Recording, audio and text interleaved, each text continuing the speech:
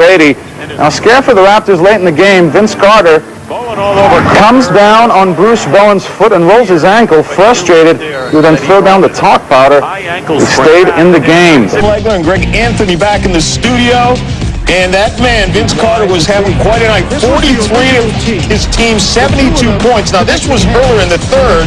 He picks up a technical and then another guy. Well, I'll tell you what, Bruce Bowen saying, you know what, I can't guard him, so let's get him out of the game. He antagonized him right here. Vince Carter picks up a second technical. I don't think it was deserved. Yeah, that's really one of Bruce Bowen's greatest attributes. He gets under your skin and did a great job on the Vince Carters tonight. Got him out of the game. Spurs win by... These guys in the gym during the summertime, big men, I should say a majority of big men play the game because they're big. And somebody said, hey, you should go out for the basketball team. Tim Duncan is definitely an exception. This guy thrives in the gym. He's a big man who's a gym rat. Well, now I know what happened to me because my whole body stopped firing about 3 years ago. Now, at least I know what to call it now. Bruce Bowen and Finley are going to go at it right here. Finley got hit in the stomach by Bowen. Finley just streaked over there and gave him an elbow. We talked about Bruce Bowen and that people feel that he wears on you, man. Yeah. He just irritates you, and when it comes time to this time of the game, you just get sick of it, especially when you're having a bad game and things are going this way. He just gets on your nerves. Actually, Finley's had a pretty good quarter, but he's had to shake Bowen. Well, he hasn't been able to at times. You see there's nothing dirty there. He's just continuing to move his feet, and he's playing. Oh, there's a little bumping and grinding. And Don Nelson is out on the court and in Crawford's face. Now, Bruce Bowen looked like he might have lowered his shoulder and gone right into Michael Finley. Yeah, I'd like to see that play again and see if he was just coming up the floor, trying to get a position. Uh-oh, Don Nelson gets a technical, and he might be heading for number 2. There it is. He's gone.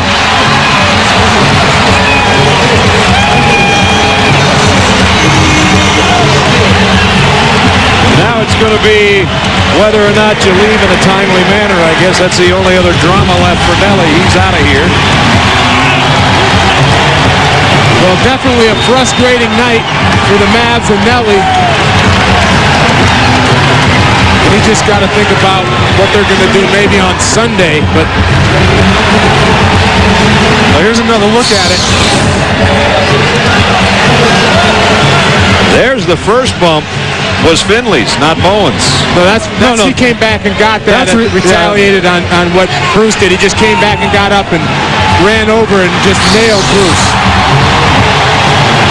Right, that's the second one. And Finley leads. Well, you know what happens.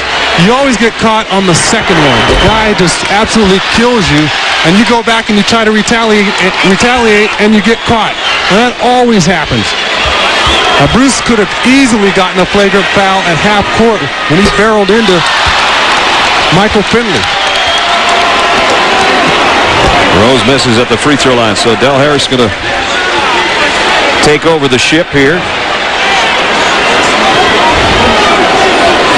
And Donnie Nelson as well. Those two will be running the ball club in Don Nelson's absence. Bowen at the free throw line now. And Bruce, not a good free throw shooter, but has been actually pretty good as of late. And he hits big ones. You know he wants these after the altercation with Finley. And he got them both. Yeah, Bruce is like a 50% free throw shooter. Again, we'll give you the chronological order of this. There's the first collision. I don't think he meant to go up and hit him, but once he got there, he did lower his shoulder and gave him a blow. But I think he was running. And Dallas, an 18-point lead over the Boston Celtics. He was also in the news. This was a game March 5th, Dallas and San Antonio, course, the hard hit, Bruce Bowen and Michael Finley. It was after that Cuban told his players that he would pay the fine if someone would hit Bowen in the face with the ball, and he was fined a sweet $10,000 by the NBA. Another fine from the league office. And now with Mark Cuban is our Jim Gray. Mike, thank you very much. Mark, let me ask you about that fine. You basically turned yourself in by disclosing what it is that you had said to Josh. Do you regret, A, that you disclosed it, and B, that you said it in the first place? I'm going to refer everybody to my blog, blogmaverick.com, where there's complete explanation. Our audience can't do that. We're watching the game, so tell us. Now, it doesn't matter. I talked to Josh in the first half about what I thought the flow of the game was, and then just the way the game turned out, I talked about it afterwards, and it got misreported, and that's just the way it goes. So the league had their reasons, and I'm fine with that. But you realize by saying something like that, Mark, that you're advocating violence to a certain degree, and that's not correct, is it? Like I said, Jim, go to the blog, because obviously you didn't understand what I said to you earlier. I didn't advocate any violence at all, never crossed my mind. I told him specifically these exact words: do not use your elbows, do not break any rules, do not try to hurt anybody, period, in the story. So there was no advocation of violence whatsoever. Is that a word, advocation? Shooting situation under 5 minutes remaining in the second. Dick Stockton, along with Mike Dunleavy, John Thompson, Charles Davis here at the SBC Center. Off the mark, Allen knew it, and there is Wilkins trying for another chance, and he's fouled. Good position by Damian Wilkins, and Ray Allen has to be separated, but I don't see Bowen in the picture, so it's not Bowen that he's mad at. Well, he and Tim Duncan were having words right there. That's unusual, because both of those guys are usually very much under control. Tony Parker with his second foul, and Damian Wilkins to the line. That is the Spurs' 15th foul. And here it's Damian Wilkins on the line, undrafted out of the University of Georgia, and had some words and maybe a little shove, and here's why. And it was Bruce Bowen getting in his way, and this was the play and the response from Ray Allen. Tim Duncan saying, whoa, let's wait a minute. Here's what Dick Bavetta said during that sequence.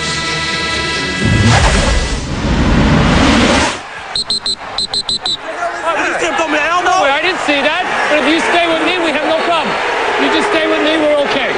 Right? We have no problem. Dick, yeah. He's throwing elbows and trying to get away with it. You may be aware of it. Let me take care of it. What happened was they got in tight, and Bowen went with the body punch. Gave him a little shot at the elbow, and Ray responded. He says, I don't want people taking shots at me.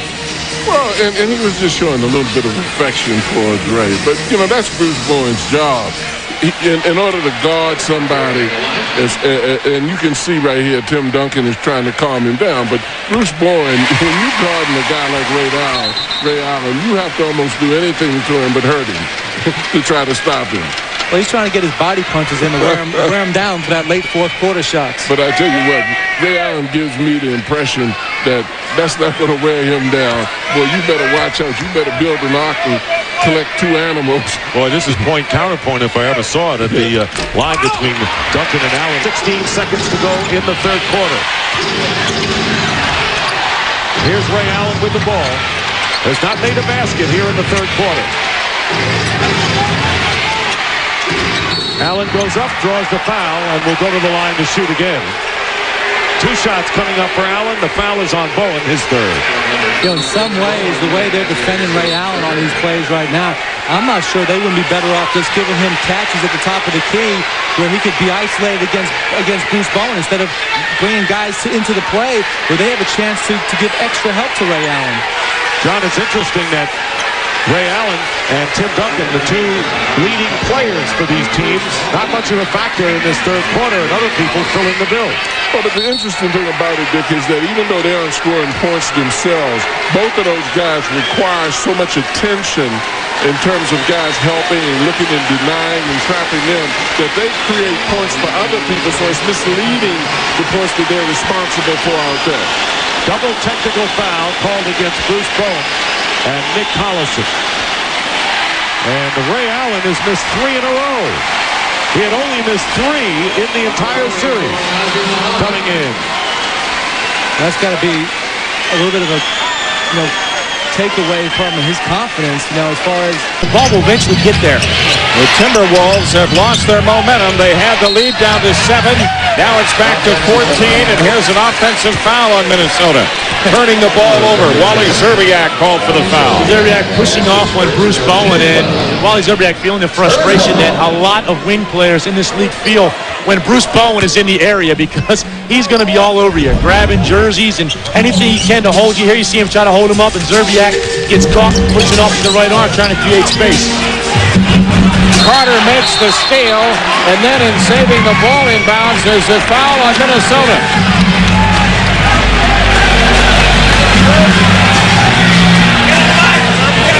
Wally Szczerbiak called for another foul. That's his second. Similar play here. You see a great save by Anthony Carter, and Szczerbiak throws the elbow at Bruce Bowen. You know, Bowen is a guy that gets under your skin, and you know he catches a lot of elbows and pushes and shoves because that's his game. He tries to get in your head, tries to get you frustrated, and you see right there in the last 10 seconds, he's basically taking Wally Szczerbiak out of the game now because he drew an offensive foul at this end and then draws one here trying to save the basketball. So I think it's a great job by Bruce Bowen filling his role. He turns it over. Here's Sprewell attacking, had the shot smothered. And the physicality of this game perhaps demonstrated by our sounds of the game. I hear you, Wally. I hear you, Wally. No, I'm working. You know my rep. I'm not a dirty guy or anything. And I'm working hard for you. Okay. Okay? Just watch it. Yeah, you know, he's basically talking about watch Bruce Bowen because he gets under your skin, but to me, that's as obvious a call as officials ever going to have. 4:35 at halftime. Been interesting here in the third. Wally Szczerbiak is kicked in the face by Bruce Bowen. That seemed to rally and wake up Szczerbiak. Watch him here in the closing seconds. Getting suspended earlier. That's a little hip check there by Bruce Bowen, but a nice flop by CP3. Seeds won opening round games. Anthony and Bowen collide. Anthony took the shot to the head. Oh, Canby, another block, his fifth. And now they'll check on Anthony. I think he and Bowen, as they collided, either an elbow or the head of Bruce Bowen. You got Carmelo up top. Let's take a peek as he'll check out, and Greg Bucker will come in for him. Looking like a shoulder to the jaw, shoulder to the head. Get a better look at it right here. Maybe even the hand as he was turning and twisting. Not intentional. Elbow. Eventually we're going to get it right. I feel like I'm playing that game Operation. Funny for you. We knew it was something above the waist. That was accidental after earlier this week Bruce Bowen was being given some criticism. Ray Allen in Seattle after they played Wednesday said, no, the guy defends you with arms and elbows and they don't call anything. It's not the first time Ray has said something about Bruce Bowen, and not the first time that Bowen, a fabulous defender, has gotten under the skin of an opposing scoring player in the NBA.